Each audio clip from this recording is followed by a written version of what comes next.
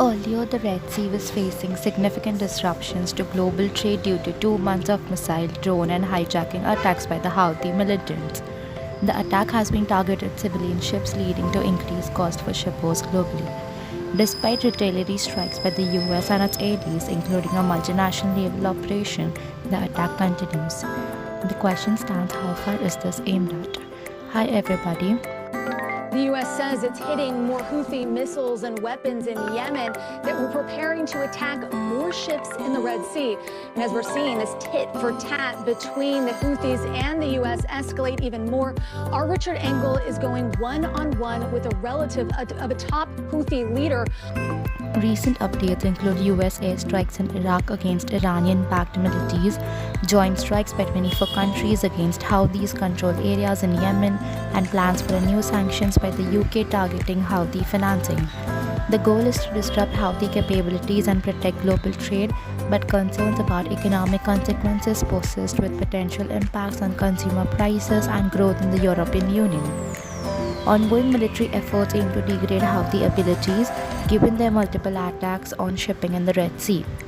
A key question that encapsulates the multifaceted nature of the case and addresses both the immediate and long-term aspect could be: how does the UK plan to use sanctions against Houthi financing, and what impact might this have on Houthi capabilities? To what extent are countries cooperating to address the Red Sea disruptions? The answer is to above is bifurcating in the following terms. For UK sanctions on Houthi financing, number 1 is financial disruption strategy. The UK aims to employ targeted sanctions specifically addressing Houthi financing channels.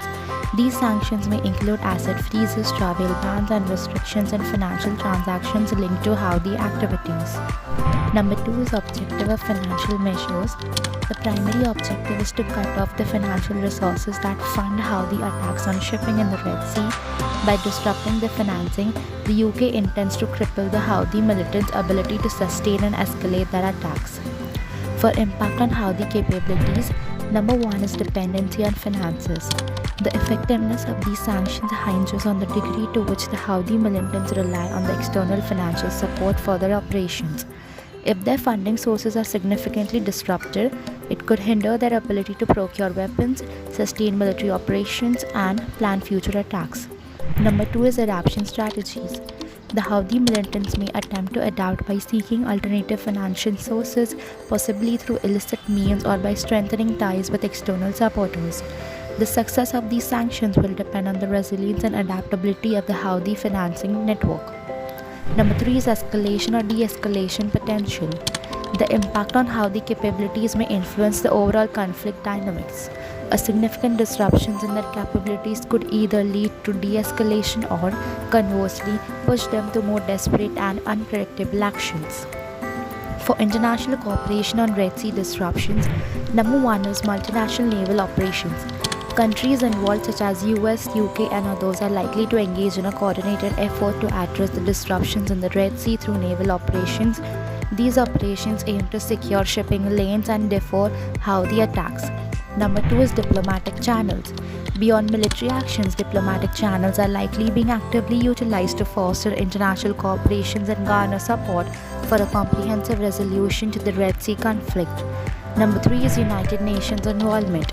The extent of cooperation may also involve engagement with international bodies like the United Nations to facilitate a multi-unilateral approach to the Red Sea disruptions. And number 4 is information sharing and intelligence cooperation. Countries may be sharing intelligence and information related to Houthi activities in the region to enhance the effectiveness of their collective response. In summary, the UK's use of sanctions against the Houthi financing is a part of a broader international effort to address the Red Sea disruptions, and the impact on Houthi capabilities will depend on the success of these measures and the adaptability of the militant group. Ongoing international cooperation is crucial for a comprehensive and a sustainable resolution to the conflict. Hope you liked the video. Let's unlock together your full potential and achieve remarkable success in the world of business.